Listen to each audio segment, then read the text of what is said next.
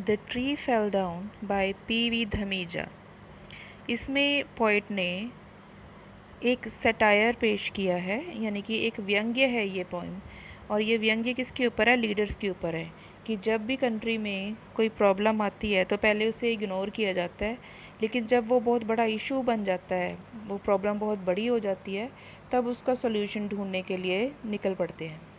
The tree fell down across the busy road. यहाँ पर अब ट्री क्या है? ट्री एक प्रॉब्लम को उस ट्री का रूप दे दिया गया है। ठीक है, ट्री मतलब प्रॉब्लम ही है, तो इनडायरेक्टली वो बोल रहा है इसके बारे में। Tree fell down across the busy road, कि एक ट्री था वो गिर गया एक ऐसी रोड पे जो कि जहाँ पे ट्रैफिक बहुत होता था।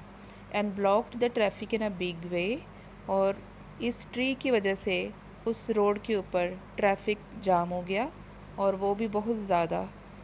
It was so tall and old. ये जो ट्री था बहुत ही लंबा था और काफ़ी बूढ़ा हो चुका था, काफ़ी पुराना था।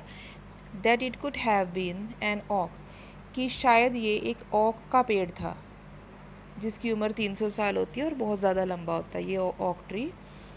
It's skin was like a crocodiles, और इसकी जो छाल थी वो ऐसी हो चुकी थी जैसे कि क्रोकोडाइल की स्किन होती है। And leaves pale and crisp like wafers, इसके पत्ते पीले पड़ चुके थे और सूख चुके थे एकदम से, जैसे कि वेफर्स होते हैं ना क्रिस्पी, वैसे ही ये हो चुके थे।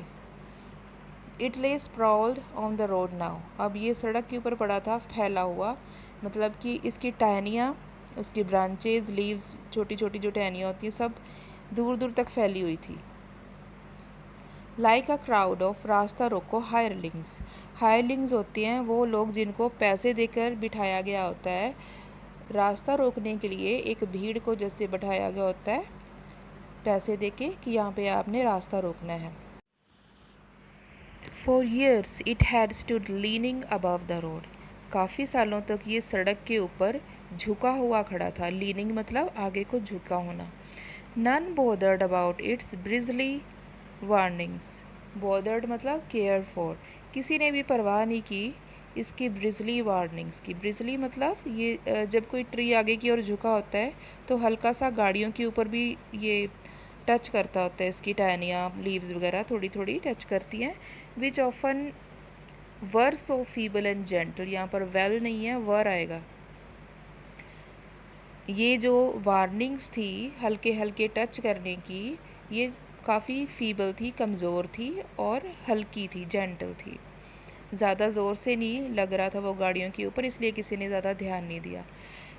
That they must have been taken as playful pokings, और इसको एक खेल की तरह उसको एन्जॉय किया गया कि ट्री हमारी कार से टच कर रहा था हल्का सा।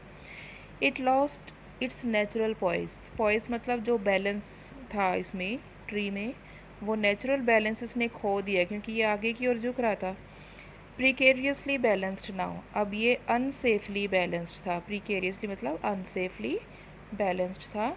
It brushed against and bruised, अब ये ज़्यादा ज़ोर से ब्रश कर रहा था गाड़ियों के और ऊपर, और उसके ऊपर ब्रूइज कर रहा था, मतलब खरोंचों के निशान भी दे रहा था। Numerous vehicles running past it, और अनेकों गाड़ियाँ इसके नीचे से गुजर रही थी, उन सब पर ये खरोंचे डाल रहा था।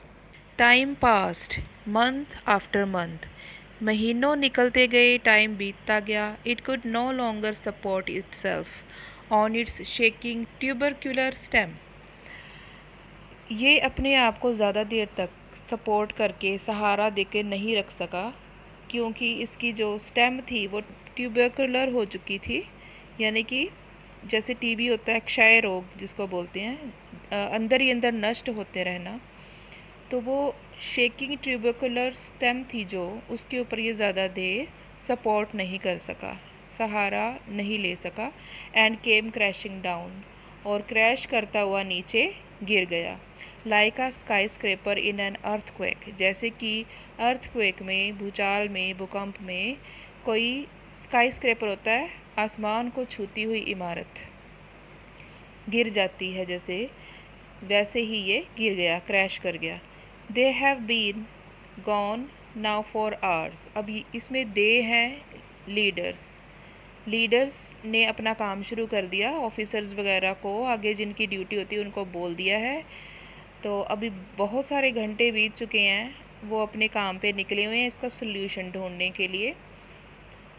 To fetch their massive cranes, अपनी बड़ी बड़ी क्रेन्स मंगवाने गए हुए हैं। To remove the monster from the way, ताकि इस बड़े सारे मॉन्स्टर को उस रास्ते से रिमूव कर सकें, हटा सकें। The traffic can wait patiently, और जो पीछे लोग हैं जाम में फंसे हुए वो भी बड़े आराम से वहाँ पर बैठ के सब्र से पेशेंटली वेट कर सकते हैं, वो वेट कर रहे हैं।